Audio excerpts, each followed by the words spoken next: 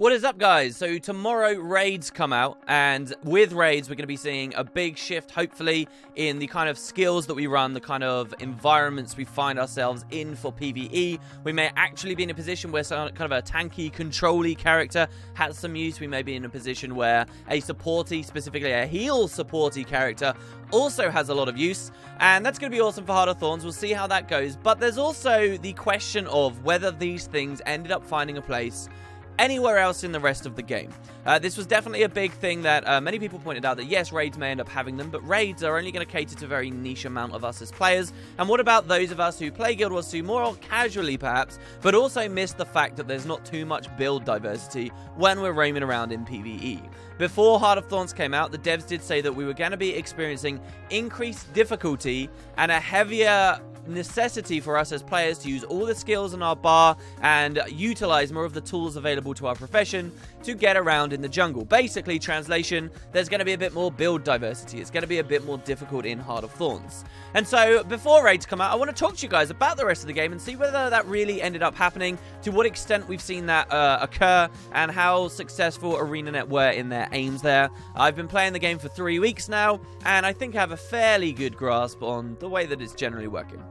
So, first of all, the existing open world areas have basically not changed at all. They're actually easier now than ever with the new elite specializations, with the break bar mechanics often coming on pre-existing mobs, meaning you can burn them much harder where they go vulnerable as the break bar ends. Actually means places like the Silver Waste, for example, Dry Top, and many of the old world bosses and stuff melt a lot faster. It's more face roll than it ever was. Not that that really mattered, because, I mean, we basically bottomed out at the bar of how difficult the core world was. The core world is still very much a very easy, comfortable experience roaming around, and more about the exploration and the other mechanics of the game, like leveling up and getting map completion and stuff like that. That's what engages you in the core world, rather than any semblance of difficulty having arrived. So that's the core world. Basically, nothing's changed. If anything, it's become slightly easier. To look at Fractals, I talked about Fractals a lot in a previous video this week, so I will not go into them very long. But basically, the story here is Fractals, despite going from difficulty scale 50 to difficulty scale 100, where you'd expect things to be much harder, things have really just become slower. They haven't become more difficult, it's just that mobs became a lot more tanky.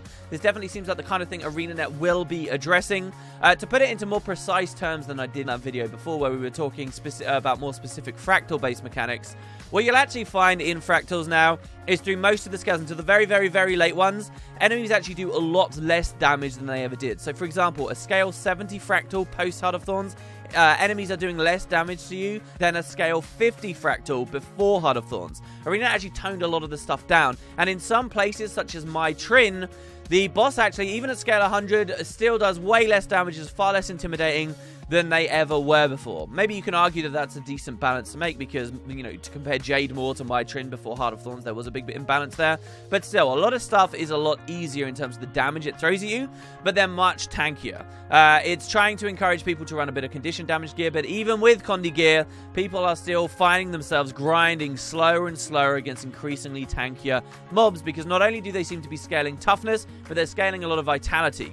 A great example here actually is one of the boss Fractals, the Molten Duo. Most people were familiar with the duo themselves being the challenge, you know, the difficult bosses.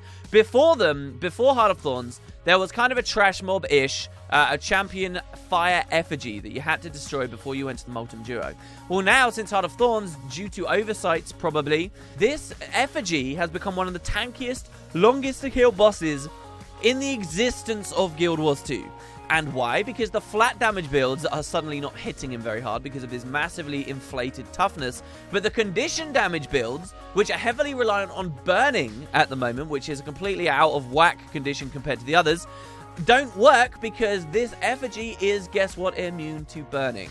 And so there are a lot of weird inconsistencies. Basically, Fractals are not in a very good place, and I would say, though we're seeing a bit more Condi, we're not really seeing very much change there at all. Moving on, dungeons. Dungeons, very little have changed as well. They do, of course, have break bars having been added there, which have changed things slightly in terms of the CC game, which I'll discuss in a second. But really, not very much has changed there either. And we're seeing less people run them because of the knee-jerk reaction to the rewards change in the liquid gold.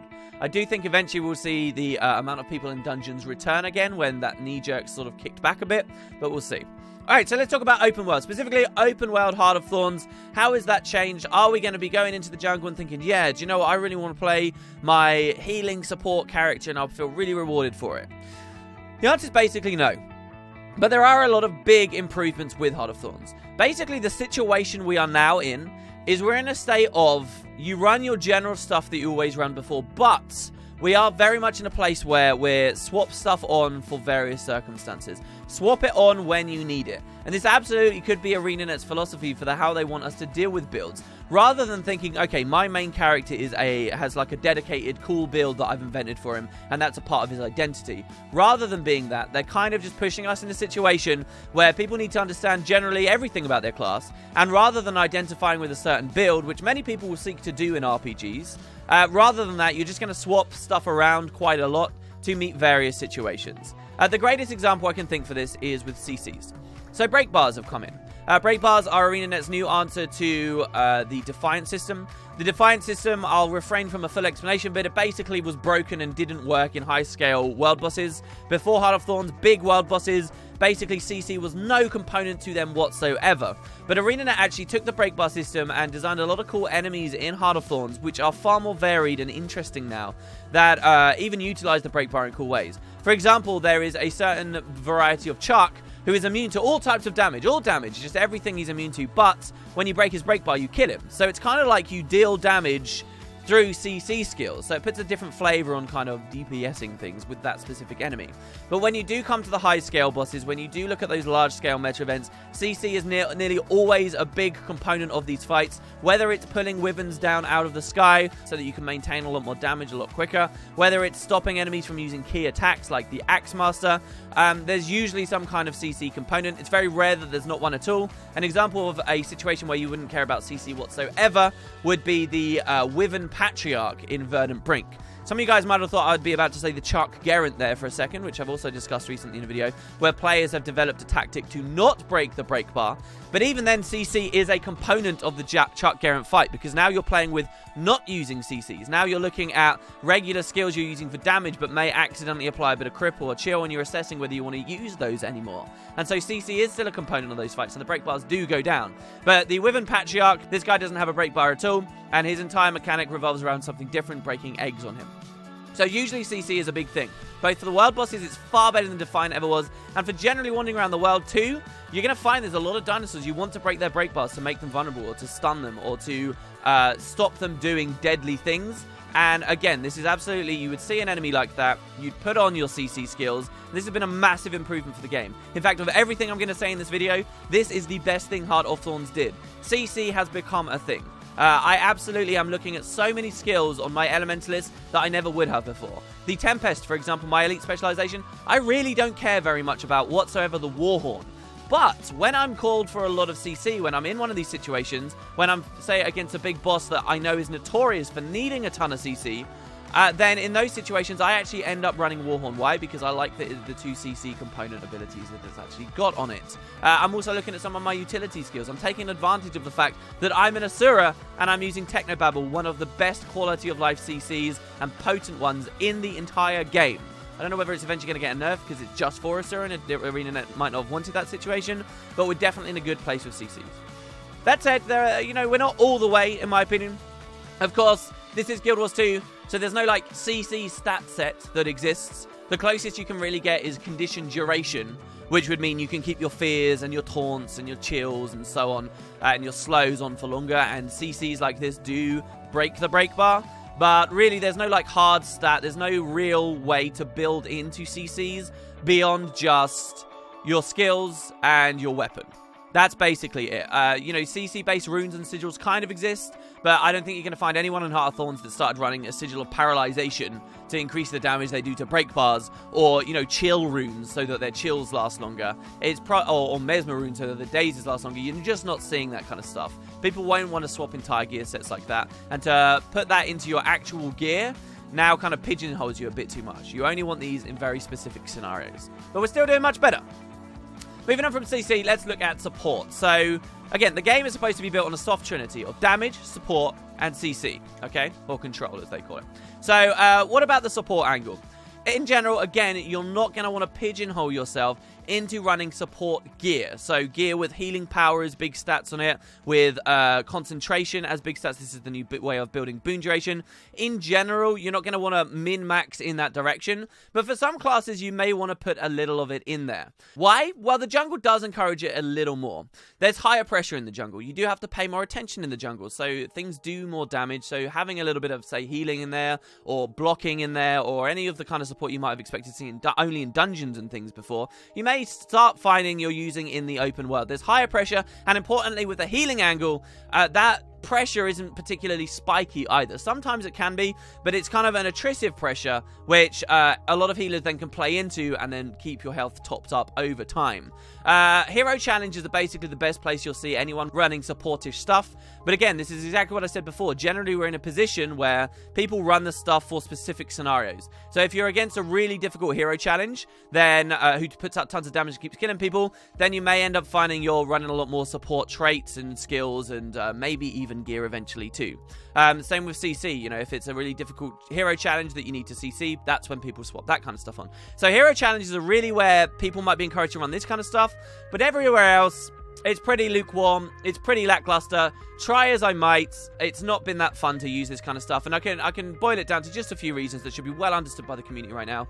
Number one, rallying is still a thing. Why bother running healing when you can just kill basically the mob and rally your friend and basically heal them that way? Waypointing is absolutely still a thing, so getting defeated doesn't really feel that punishing in the jungle. Sure, maybe in your early hours of playing Heart of Thorns when you don't have many masteries, getting defeated feels somewhat painful, but once you have gliding, and once you have New Hawk Wallow specifically, jumping mushrooms, that stuff allows, even though there are far fewer waypoints in the new maps, it allows the maps to feel just as connected and easy to navigate as any of the open world maps before. So if you get defeated, if you didn't manage to rally, if you didn't get healed, who cares? You'll just rally, you'll just waypoint, take a New Hawk Wallow, you're back to where you want to be, really.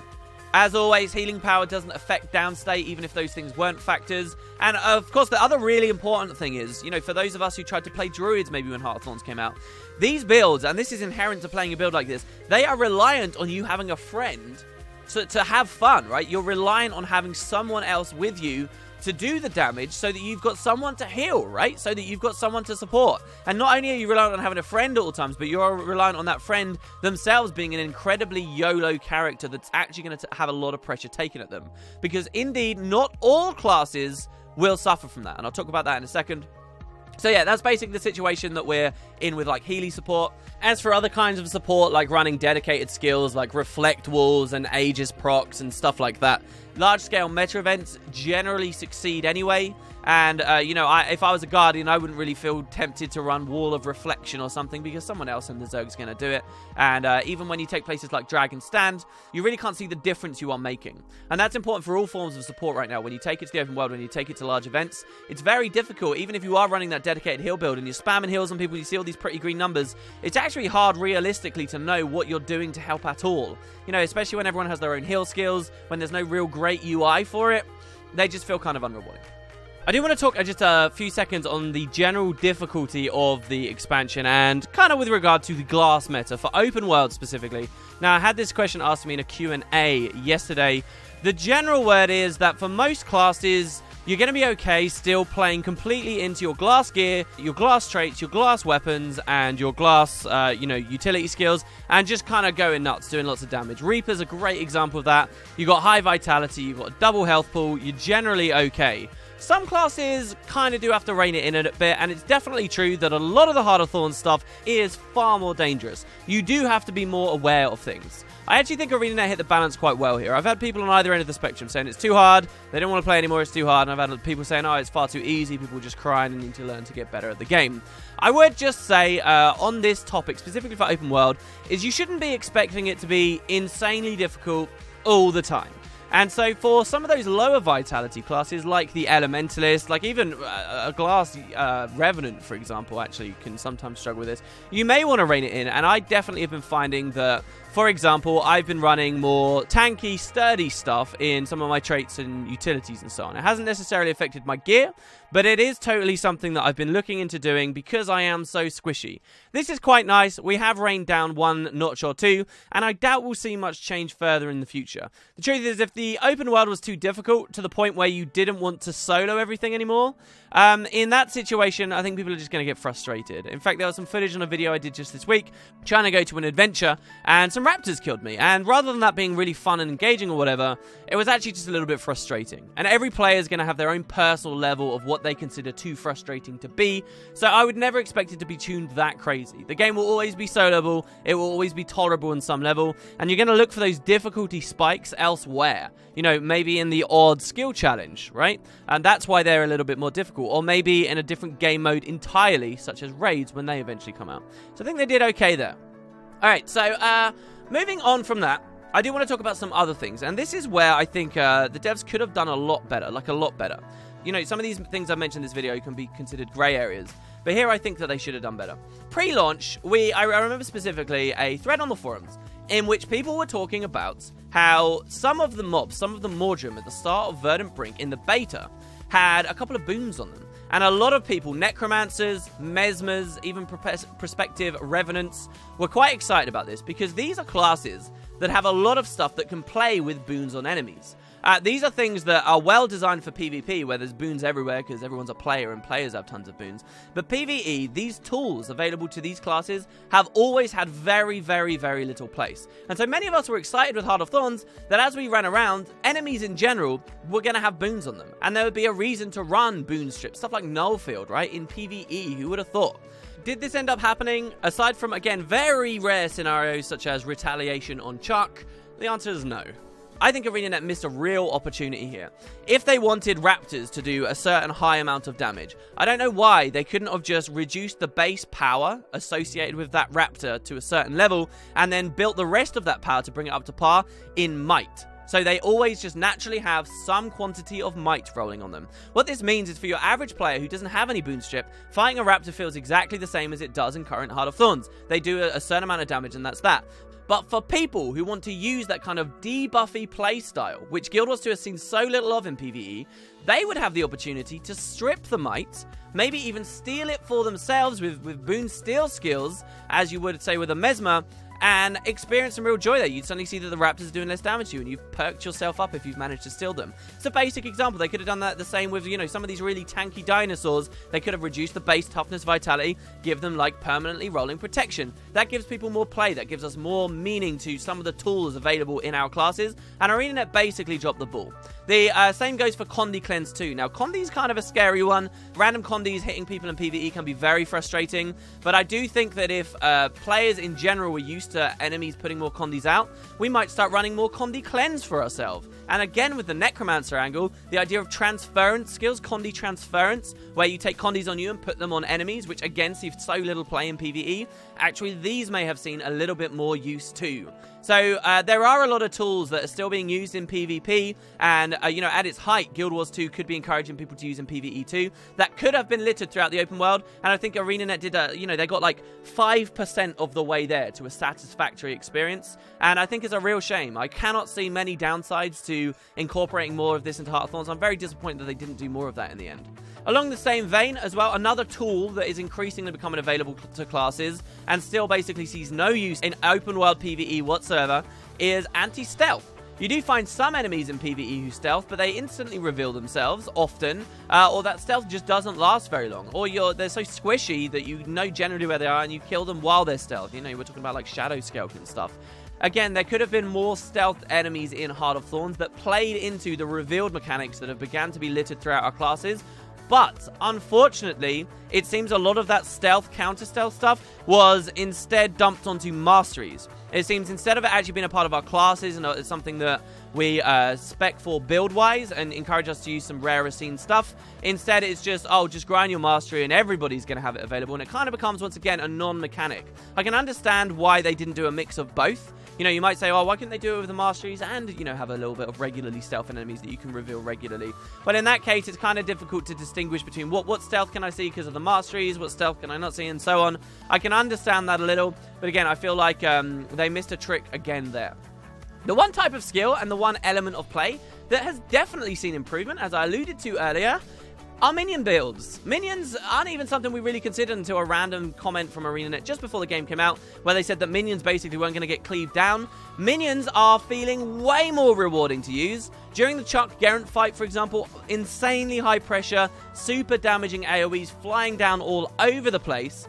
And I am finding myself running, say, my Glyph summon as an Elementalist, because it's allowing me to put out more might and more consistent damage than, say, having an unused Fiery Greatsword on my part. There's actually a lot of reason to use minions. On the Reaper, running just a single skill Rise is basically enough to allow you to YOLO everywhere else if you weren't already, and classes like Mesmers are feeling a lot more rewarded with many of their Phantasms, and that's particularly important when a part of their elite specialization was getting more of those things. Rangers with their pets are doing a bit better. Generally, the whole minion side of Guild Wars 2, again, has done very, very, very well. I would say it's one of the best things that Heart of Thorns did at all. You know, close to basically how well the CC game changed. So that's basically the situation we're in, guys. There's no crazy changing in the amount of stats that we're running for the open world. There's no massive difference in the runes that we're running or even the sigils. Generally, the open world is a little bit more difficult, but it's going to be up to your own personal taste how difficult it is. And they may have missed a few tricks, but we've made a lot of good steps in the right direction. And considering the Living World Season 3 can add another map with a ton of new enemies and stuff like that, hopefully ArenaNet learn and they keep pushing that bracket, right? They keep pushing it. One thing I've seen with CCs is many of these, like, notoriously insanely difficult break bars when the Heart of Thorns originally came out, such as the Vine Tooth in Auric Basin. People would say, oh, this is impossible, needs a nerf, but gradually people have learned what they can actually use to break bars, and I'm seeing a lot of those previously almost impossible break bars to break in Zergs going down much faster just because players are getting better. And ArenaNet can keep pushing that envelope. That means the future content updates they put out, they can make even tougher break bars, but because the community now are a bit smarter, we understand in PvE more about our classes, which we never did before. We understand what CCs to use. Things can, you know, get even better balanced as time goes forward. Break bars could have been a hard thing to balance, but I think they did it great. And that's pretty much it, guys. So there you go. That's my thoughts on the general open world difficulty and changing in, you know, rewarding it feels to swap stuff up in PvE. Great in some places, not so great in others. I'd love to hear what you think, guys, particularly about this whole support angle, because I want to feel more rewarded playing support, and I just don't, even in Heart of Thorns, which is a bit of a shame. Of course, raids come tomorrow, and there'll be a whole different meta there, which we can talk about, and hopefully that'll be a lot of fun too. Hope you guys enjoyed the video. Thanks very much for watching, guys. I'll see you next time.